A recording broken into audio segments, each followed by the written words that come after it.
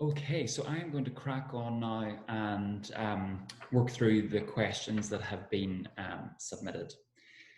So the first question was, should the bandhas be held throughout the practice? So this is a really good question, something I get asked quite often. There are very few muscles in the body that are designed to be switched on for long periods of time. And the only real example I can think of is the erector spinae. So if you have reached module 4, looking at the spine, they are the set of very, very deep muscles that run the length of the spine. And as soon as we get out of bed in the morning and sit upright, they switch on and they stay on until we can go horizontal again.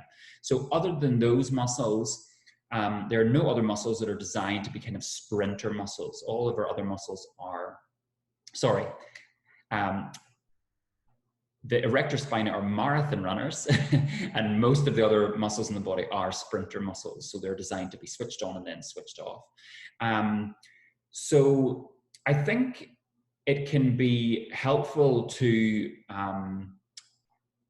bring people's awareness to these parts of the body, to the abdominal muscles, to the pelvic floor, but we do not want them to be engaging them throughout the whole practice.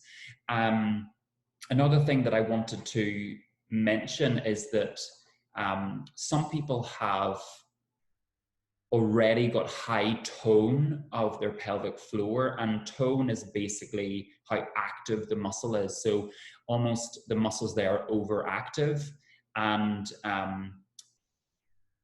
this can lead to incontinence. It can lead to pain during sex. There's lots of different symptoms that come from that. And if we are teaching people in class to engage the pelvic floor throughout the class, this can actually increase the tone even more and exacerbate those symptoms. So it's as important to be able to release muscle as it is to engage it. So I hope that clears that up.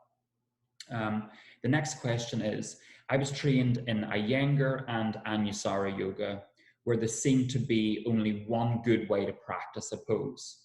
After listening to module 1, it makes sense that this is clearly the opposite is true.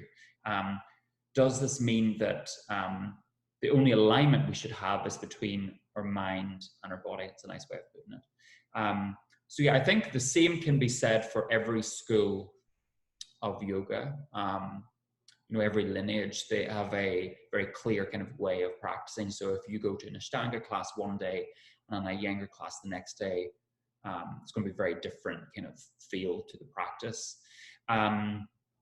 What I would say is that I just see these all as different options and paths. There's no one right or wrong way.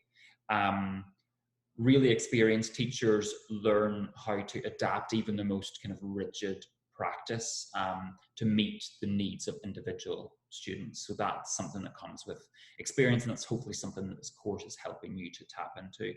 I personally use alignment cues as a framework, and then I move off of that. So for example, you could say things like, typically in Warrior 2, we stack the knee above the ankle. You can use that as a framework, and then if you want to and you have time, you can kind of explore beyond that. So yeah, so I hope that helps. These frameworks are great, but we need to know that there's flexibility there as well. So next question. In general, our students expect some instructions, yeah, and then alignment correction during the practice. Yeah, I agree, that's the expectation. How do we do this but keep it simple, effective, and not get too detail orientated? Yeah, it's a really good question. The first thing is, you don't need to meet the expectation of your students. Be clear in how you want to teach and the reasons why you're teaching, and let that guide you. But yes, there are some expectations that come up. I tend to make comments based on observation, so as a reflective tool. So I notice that a lot of you are holding your breath, or I notice that a lot of you look uncomfortable. So that can be helpful. So they're getting guidance, but really it's a kind of self-reflective tool. Can you make small adjustments in the position you're in so that you can breathe more freely? or so that you find that you're able to like soften your face and not kind of grimace or clench your jaw. When encouraging students to explore in an asana, maybe just focus on one area, because otherwise then they're kind of left without any structure. So if you're in downward dog, maybe you can use that as a chance just to explore hand placement, or just to explore the rotation of the shoulder joint. Yeah. And then each time you teach, you can explore one other area. Remember that the why informs the how. So take time to reflect on why you're teaching in the way you're teaching, why you're teaching the specific poses that you're teaching, and that will help you to become clear on how you go about teaching them.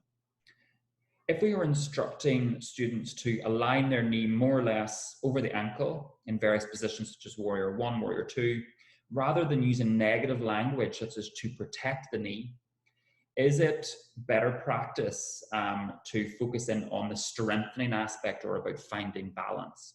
Yeah, so I would say there are two main options here. You can simply say in warrior 2, stack your knee above your ankle and just leave it there. We don't have to explain everything that we're doing. Or we can say something like, let's align the knee above the ankle to utilize the strength of the long bones in our lower leg. And this is going to help us to stay in this position more comfortably for a long period of time. You know, if you want to use all those words, you feel like it's the right time, it's the right group, then you can do that. So it's up to you. You do not have to explain everything that you're doing. People have come to class because they trust you. They trust that you're going to be able to guide them through the practice, so you don't have to justify everything that you're doing. What are joint noises, and are they a bad sign? So I get asked this question all the time. I'm actually going to add it to the course curriculum, do like a voice note with this, just to save you all having to ask me that question. Because it's something that people ask all the time. So joint noises are very, very common. In the medical world, they're given a name called crepitus. The exact cause of these sounds is not completely understood, but there has been a little bit of research that's looked at this over the last few years. There's general agreement in the literature that there is a formation of a bubble as part of this mechanism. Okay, so within the synovial fluid of the joint. However, the process by which the bubble is formed and the actual source of the cracking noise is still unclear. So maybe over the next few years, we'll get a bit more research and understand this a bit more. There's also a suggestion that the noises can be coming from soft tissue structures like ligaments rubbing over bone. That's perfectly normal. There's no research that I've ever come across that demonstrates a definitive link between joint noise and any pathology, so anything going wrong. In fact, one study demonstrated that 99% of students with no knee pain had crepitus in the front of their knee. So their knee was making noise, but they had no knee pain. One study actually suggested that patients hold negative beliefs about their joint noises, and that this may negatively affect their behavior. So this is super, super important, and this is really important when it comes to your role as a teacher. Amongst participants in this particular study, there was common belief that joint noise denoted degeneration and enhanced feelings of premature aging. Participants reported that the noise made them feel old and at times led them to be less active. So this is really important. So encourage your students, when they ask you about joint noises or when you hear joint noises in class, just remind people this is often perfectly normal. But if a student is having joint noise and they're also experiencing pain, then they should get it looked at. So that's the general guidance. Noise without pain, completely fine, just a sign of a healthy joint. Noise associated with pain, maybe go and get it looked at, go to a physiotherapist and have that checked out. Okay, next question. What would you say to a student instead of giving a precise cue such as stand with your feet hip distance apart in Tadasana? Okay, so again, the why informs the how. Why are we teaching Tadasana? We're often teaching it as a blueprint for other poses. We're often teaching it just as a way to recenter throughout the practice. Okay, So decide on why you're teaching Tadasana in a particular practice. And again, that will help you to become clear on how you're teaching it. One way that you can get people to stand is get them to jump, see where they land, and then tune in to notice how they feel. Okay. Say to people, we're going to stand for a moment, and I want you to find a position that feels grounding, where you feel tall, where you can breathe easily, and let them experiment and explore. Yeah. So hopefully that is clear. Okay, next question was about pigeon. Some styles of yoga insist or encourage that the shin is, so the front shin is parallel to the front short edge of the mat, while also maintaining level hips. Yeah, I've heard this a lot. So generally the student is much more upright to attain this, and often as a prop under the bent leg hip. But other styles insist on having the front leg bent, coming in at a shorter angle so that the front shin is not parallel. What's the right approach? Yeah, so these are both just different options for different people. There's no one way that will work for everyone, so we must give options. Instead of focusing on how pigeon looks, I try to focus on how the experience is for the students. And I tend to want students to feel active in the pose. I think there are better opportunities to chill out and not necessarily in pigeon pose. When you could be putting a lot of stress kind of unnecessarily on certain joints. So I encourage students to get active in the pose. I try to encourage them to get a sense of lift away from the floor. You can do this by pressing the front leg down, particularly the inner edge of the foot, or the outer edge of the foot, excuse me, that is in contact with the floor. So if you actively press that into the floor, that can help people get a little bit more engagement. Another thing with pigeon, a lot of people talk about specific position of the front ankle. Again, there's not going to be one position that works for everyone. So allow people to explore with the position of the foot to see what works for them. And again, make the front foot active. So pressing down into the floor, maybe pressing out through the base of the big toe a little bit, or spreading through the toes. That can help. Okay, next question. Can I ask about range of movement? You're very polite. And what your thoughts are on poses such as standing splits or full splits. In poses like this, are we going past our natural range of movement? And if so, is the femur head compressing into the socket in an injurious way? Or is everything okay in moderation, and is it fine to do this if there's no pain or force? Does this count as a natural movement that is not inherently bad? Okay, so the standing splits versus full splits on the floor, they're very different, because with the standing splits, you're moving against gravity and you're basically working within your mobile range, okay? And when you're doing splits on the floor, unless you've stayed at a point where you can bring yourself back up, which is really hard. Imagine you're like on a kind of reasonably slippery floor. You have two towels, one under each foot. Are you able to begin to lift back up just using the strength of your legs and not pressing down with your hands?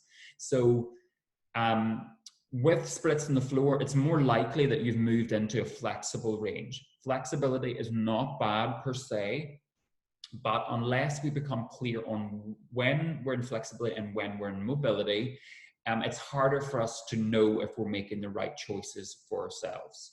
I think if you're a fan of the splits and you enjoy kind of going as far as you can, that's great, but also do some mobility work as well, and your hips are going to be very, very grateful for that. In terms of a specific position or a specific movement becoming injurious to the hips, there's no evidence that anything like that really is true. Obviously, for certain people, certain things aren't going to feel right, but we can't use this kind of sweeping blanket statement and say, oh, if you do this, you're going to end up with this problem. So really try to kind of move away from those kind of fear-based thoughts. Another thing with the hip, a lot of people say that it's bad to move from internal to external rotation of the hip joint. Apparently it wears away at the socket. I've heard people talk about like kind of like grating away, and a lot of kind of, again, fear-based language. Again, there's no kind of biomechanical sense to that. If the movement feels good, if you're in control of the movement, if you're aware of what you're doing, it's okay to do it. Okay, so next one is, can you give me clarification about why the knees should be below the level of the hips when we're sitting? Yes, and this is actually the last question. So yes, I completely can. This is about hamstring tightness, okay? So the hamstrings originate on the sitting bones at the back of the pelvis. And when they're tight, it's difficult to anteriorly tilt the pelvis, okay, because of the tension at the back. So what then happens is that when you're sitting on the floor with crossed legs and you have tight hamstrings, the pelvis tends to tilt backwards slightly. And then from there, it's very difficult to be able to sit up out of the pelvis and get any sort of height in the spine. It's very difficult to explore the natural curves of the spine. We tend to be in a little bit of flexion, not a bad thing, but it means that that position is more difficult to sustain. Okay. So what happens is when we elevate the pelvis so that the hips are either in line with the knees or slightly above the line of the knees, what we've done is we've decreased the angle of hip flexion at the front of the hips. And it means that there's hopefully a little bit more length in the hamstrings that will allow us to anteriorly tilt the pelvis. So think of the pelvis as a bowl of water and you're tipping the water forward. Okay, so the little bit of extra length in the hamstrings will allow us to tilt the pelvis forward and allow us to find a neutral spine, and that will be a little bit more sustainable for everyone. So that is the end of the questions for this session. Thank you so much for joining me. I hope you've enjoyed it. Keep a list of questions going as you're working through the module. You can reach out to me via email or through the Facebook group at any point. And I'm really looking forward to seeing many of you on the next live session. So have a great rest of your day, and I will see you soon.